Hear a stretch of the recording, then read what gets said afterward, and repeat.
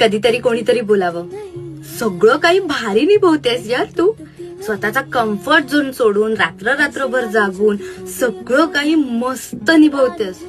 जरा पण टेन्शन नाही, नेहमी खुश असतेस, नेहमी गोष्टींना अडॅप्ट करायचा प्रयत्न करते.